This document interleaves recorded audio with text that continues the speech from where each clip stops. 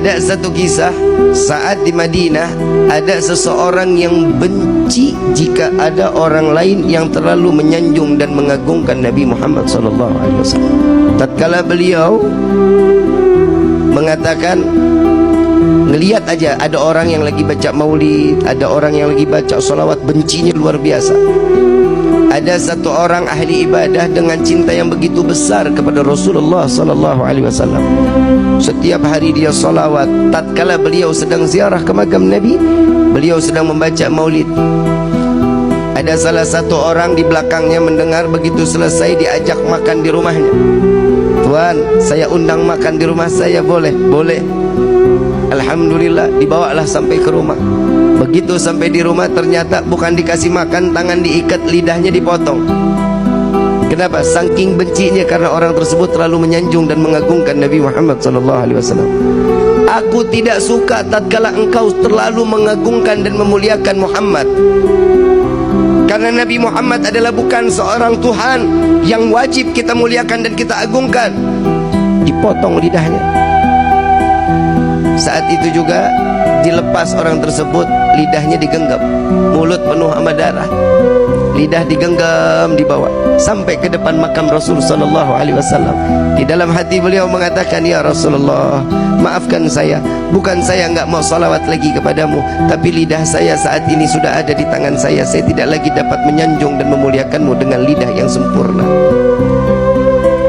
Saking sakitnya, darah yang begitu banyak, beliau pingsan.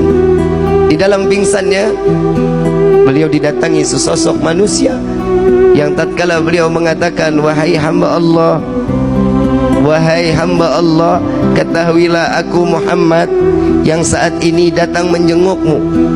Biarkan lidah itu terputus, sekalipun jika engkau tetap mencintaiku, maka Allah akan berdekatan, Allah akan mengizinkan aku dekat denganmu, kata Nabi SAW. Namun si hamba Allah ini mengatakan, ya Rasulullah, tapi aku ingin bersalawat dengan fasihnya, dengan kegembiraan, dengan lisan yang penuh dengan kesempurnaan. Maka lidah tersebut diambil oleh Rasul SAW, dimasukkan ke dalam mulut. Di dalam mimpinya, tatkala terbangun dari tidurnya, lidahnya udah nyambung lagi. Di dalam mimpi Nabi memberikan manfaat kepada orang para pecinta Rasul SAW, sehingga seterusnya beliau terus dapat bersalawat kepada Nabi Muhammad SAW. Begitu tahun berikutnya beliau ziarah ke makam Nabi. Tatkala beliau datang sedang membaca maulid, ada seorang anak muda yang datang kepadanya, Tuan, saya ingin mengundang makan Tuan. Sekiranya Tuan sudi untuk ikut dan saya menjamu Tuan, marhaba, ahlan wa sahlan. Gak ada sedikit kesu'dhanan. Lalu dibawalah oleh anak muda tersebut lewat gang yang sama, lewat jalan yang sama, ingin masuk ke dalam rumah yang sama. Lalu beliau mengatakan, wahai Tuan, saya pernah masuk ke dalam ini. Dahulu lidah saya dipotong oleh pemilik rumah ini. Apakah engkau juga ingin memotong lidahku, kata orang tersebut. Tidak, wahai hamba Allah, aku mengajakmu untuk mencicipi dari rezeki yang apa ada di saat ini. Beliau masuk ke dalam rumah. Tatkala makanan sudah disediakan, makannya sudah selesai, dikeluarkan kandang yang begitu besar, hadirin. Kandang begitu besar, begitu dilihat di dalam ada monyet yang gedenya luar biasa. Lalu ditanya, ini apa ini?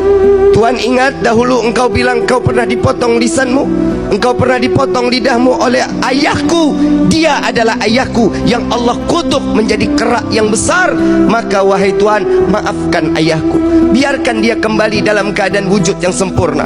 Maka hamba Allah ini mengangkat kedua belah tangan, ya Allah, aku maafkan orang tersebut yang telah membenciku dan membenci Nabi Muhammad SAW. Maka Allah rubah beliau dalam keadaan sempurna manusia tersebut, maka mati dalam keadaan membenci Rasulullah SAW. Na'udzubillahi min